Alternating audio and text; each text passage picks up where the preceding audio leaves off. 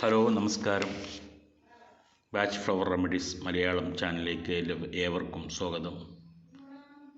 Olive എന്ന flower medicine batch flower റെമഡിയെക്കുറിച്ചാണ് ഇന്ന് നാം ചർച്ച ചെയ്യാൻ പോകുന്നത്. ലാക്ക് ഓഫ് എനർജി എന്നതാണ് ഈ ഔഷധത്തിൻ്റെ keywords. Not sufficient interest in present circumstances എന്ന ഗ്രൂപ്പിൽപ്പെടുന്ന ഔഷധമാണ്.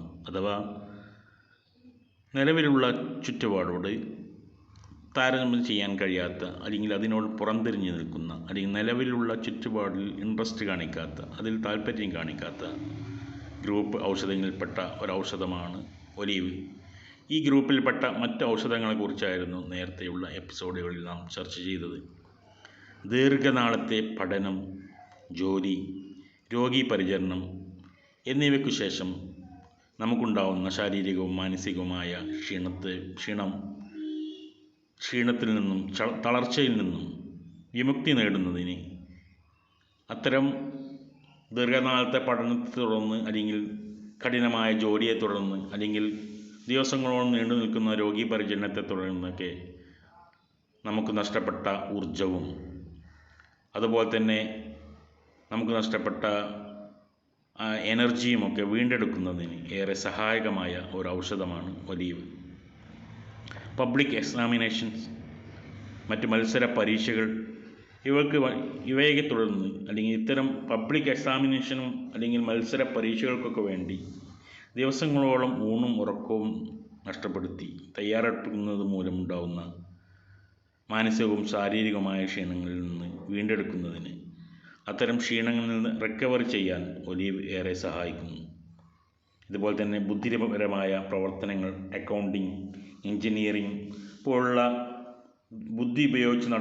ദീർഘസമയം ബുദ്ധി ഉപയോഗിച്ച് നടത്തുന്ന പ്രവർത്തനങ്ങൾ തുടർന്നുണ്ടാകുന്ന ക്ഷീണം, അല്ലെങ്കിൽ കായികമായി ഉണ്ടാകുന്ന മറ്റ് പ്രവർത്തികളിൽ കായിക ശക്തി ചെലവഴിക്കേണ്ട മറ്റ് പ്രവർത്തികൾ, ജോലികൾ, ഇവയൊക്കെ തുടർന്നുണ്ടാകുന്ന മാനസികവും ശാരീരികവുമായ പ്രയാസവും ക്ഷീണവും ആലസ്യവും ഇതിൽ നിന്നൊക്കെ വിമുക്തി നേടുന്നതിന് ഒലീവ് ഏറെ സഹായകമാണ്. ഇതുപോലെ തന്നെ ഗുരുതരമായ രോഗത്തെ തുടർന്ന് നഷ്ടപ്പെട്ട എനർജി, അല്ലെങ്കിൽ ഒരു ഹോസ്പിറ്റലൈസേഷൻ നടത്തി, ഒരു വലിയ സർജറിയെ തുടർന്നൊക്കെ ഉണ്ടാകുന്ന രോഗം മാറിയിട്ടുണ്ടാവും, പക്ഷേ അല്ലെങ്കിൽ വലിയ ഒരു മാറാവ്യാധി പിടിപെട്ടതിന് ശേഷം ഉണ്ടാകുന്ന നമ്മുടെ ശാരീരികവും മാനസികവുമായ ക്ഷീണത്തിൽ അതിൽ നിന്ന് റിക്കവർ ചെയ്യാൻ, അതിൽ നിന്ന് വിമുക്തി നേടാൻ, സാധാരണ ജീവിതത്തിലേക്ക് തിരിച്ചു വരാൻ ഒലീവ് നമ്മെ ഏറെ സഹായിക്കുന്നു. ഈ ഒലീവിൻ്റെ കൂടെ തന്നെ പറയുന്ന മറ്റൊരു ഔഷധമാണ് ഹോൺബീം എന്ന് പറയുന്നത്. ഹോൺബീം ഫ്ലവർ മെഡിസിനിലെ മറ്റൊരു പ്രധാനപ്പെട്ട ഔഷധമാണ്. ഈ രണ്ട് ഔഷധവും ക്ഷീണത്തിന് കൊടുക്കുന്ന ഔഷധങ്ങൾ തന്നെയാണ്. ശാരീരികവും മാനസികവും ഉണ്ടാകുന്ന ക്ഷീണം, ആ ക്ഷീണത്തിൽ നിന്ന് മുക്തി നേടുന്നത് നൽകുന്ന ഔഷധങ്ങളാണ് ഹോൺബീം, അതുപോലെ തന്നെ ഒലീവും. പക്ഷേ ഇത് രണ്ടും തമ്മിൽ വളരെ പ്രധാനപ്പെട്ട രണ്ട് വ്യത്യാസമുണ്ട്. ഒലീവ് നാം നൽകുന്നത് വലിയ ഒരു അധ്വാനത്തിന് ശേഷം ഉണ്ടാകുന്ന ക്ഷീണത്തിൽ നിന്ന് റിക്കവർ ചെയ്യാനാണ്. വലിയ ഒരു ദീർഘനാളത്തെ അധ്വാനത്തിന് ശേഷം, അല്ലെങ്കിൽ ദീർഘസമയത്തെ വലിയ കഠിനമായ പ്രവൃത്തിക്കു ശേഷം, അല്ലെങ്കിൽ വലിയൊരു എക്സാമിന് തയ്യാറെടുപ്പ് നടത്തി എക്സാമൊക്കെ കഴിഞ്ഞതിന് ശേഷം ഉണ്ടാകുന്ന മാനസികവും ശാരീരികവുമായിട്ടുള്ള ക്ഷീണവും ആലസ്യവും, ഇതിൽ നിന്ന് മുക്തി നേടുന്നതിന് നൽകുന്ന ഔഷധമാണ് ഒലീവ് എന്ന് പറയുന്നത്. അതേസമയം ഹോൺബീം എന്ന ഔഷധം അത് വലിയ ഒരു ടാസ്ക് ഒരാളെ ഏൽപ്പിക്കുമ്പോൾ, വലിയൊരു പ്രവൃത്തി ഒരാളെ ഏൽപ്പിക്കുമ്പോൾ, കഠിനമായ ഒരു ജോലി ഒരാളെ ഏൽപ്പിക്കുമ്പോൾ, ആ ജോലിയിൽ അയാൾ ഏർപ്പെടുന്നതിന് മുമ്പ് തന്നെ അയാൾക്കുണ്ടാകുന്ന ക്ഷീണം, അതായത് ചില ആളുകൾക്ക് ഒരു കഠിനമായ വലിയ റിസ്ക് ഉള്ള ഒരു ജോലി ഏൽപ്പിക്കുമ്പോൾ, അയാൾ ജോലിക്ക് പ്രവേശിക്കുന്നതിന് മുമ്പ് തന്നെ ഇത്ര വലിയൊരു ജോലിയാണോ ഞാൻ ചെയ്യേണ്ടത് എന്ന് ആലോചിച്ച് അയാൾ ആ ജോലി എടുക്കാൻ വിമുക്ത കാണിക്കുന്നു. ക്ഷീണം കാരണം അയാൾ ജോലി എടുക്കാൻ വിമുക്ത കാണിക്കുന്നു. ഇത്തരം ആളുകൾക്ക് നൽകുന്ന ഔഷധമാണ് ഹോൺബീം. അതായത് കഠിനമായ ജോലിയിലേക്ക് പ്രവേശിക്കുന്നതിന് മുമ്പ് തന്നെ മാനസികമായും ശാരീരികമായും അവർ ക്ഷീണം പ്രകടിപ്പിക്കുക.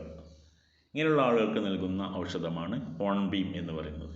അതേസമയം ഒലീവ് എന്ന ഔഷധം നൽകുന്നത് കഠിനമായ ജോലിക്ക് ശേഷം, വലിയ ഒരു റിസ്ക് ഏറ്റെടുത്ത് നടത്തിയതിന് ശേഷം ഉണ്ടാകുന്ന ശാരീരികവും മാനസികവുമായ ക്ഷീണത്തിൽ നിന്ന് വിമുക്തി നേടുന്നതിനാണ്, അതിൽ നിന്ന് റിക്കവർ ചെയ്യാനാണ് ഒലീവ് നാം നൽകുന്നത്. സ്പിരിച്വൽ ഇൻസ്പിറേഷൻ അതിൻ്റെ അഭാവം, അതുപോലെ തന്നെ മെൻ്റൽ ക്ലാരിറ്റി, മെൻ്റലായിട്ട് ക്ലാരിറ്റി ഇല്ലാതിരിക്കുക, പവർ ഓഫ് കോൺസെൻട്രേഷൻ, അതായത് ഒന്നിലും ശ്രദ്ധ ചെലുത്താൻ കഴിയാതിരിക്കുക, ഒരു കോൺസെൻട്രേഷൻ കിട്ടാതിരിക്കുക എന്നിവയുടെ അഭാവം ഇതിൻ്റെ ഒരു മനോവൈകാരിക ലക്ഷണമാണ്. അതുപോലെ ഒലിവിൻ്റെ മനോവൈകാരിക ലക്ഷണമാണ്. അതുപോലെ തന്നെ ചുറ്റുപാടിൽ നടക്കുന്ന സംഭവങ്ങളിൽ അറ്റൻഡ് ചെയ്യാതിരിക്കുക. നമ്മുടെ ചുറ്റുപാടിൽ പല സംഭവങ്ങൾ നടക്കും, പക്ഷേ അതിനോടൊന്നും ഒരു താല്പര്യം കാണിക്കാതെ അവിടെ എന്താണ് സംഭവിക്കുന്നത് എന്ന് നോക്കുകയോ ശ്രദ്ധിക്കുകയോ ചെയ്യാതിരിക്കുക. അതൊന്നും എന്നെ ബാധിക്കുന്നതല്ല എന്ന തരത്തിൽ ഒരു നിസ്സംഗഭാവം കാണിക്കുക. അബ്സെൻറ്റ് മൈൻഡഡ് കാണിക്കുക. ചില ആളുകൾ അബ്സെൻറ്റ് മൈൻഡ് ആയിരിക്കും. അങ്ങനെ എവിടേക്കോ അങ്ങാടിയിലൂടെ ടൗണിലൂടെയൊക്കെ അവർ പോകുന്നുണ്ടാവും, ഡ്രൈവിങ് ചെയ്യുന്നുണ്ടാവും, പക്ഷേ അവരുടെ മനസ്സ് ഇവിടെ ആവുകയില്ല.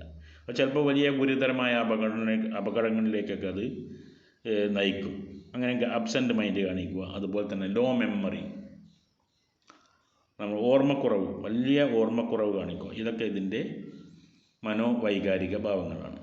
മാനസിക ക്ഷീണം കാരണം തുടങ്ങി വെച്ച വർക്കുകൾ പൂർത്തീകരിക്കാൻ കഴിയാതിരിക്കുക. ചില ആളുകൾക്ക് വർക്കുകളൊക്കെ വലിയ ടാസ്ക് ഏറ്റെടുത്ത് അവർ വളരെ ഉത്സാഹത്തോടുകൂടി തുടക്കത്തിൽ അത് ഏർപ്പെടും, പക്ഷേ അത് പൂർത്തീകരിക്കാൻ കഴിയില്ല.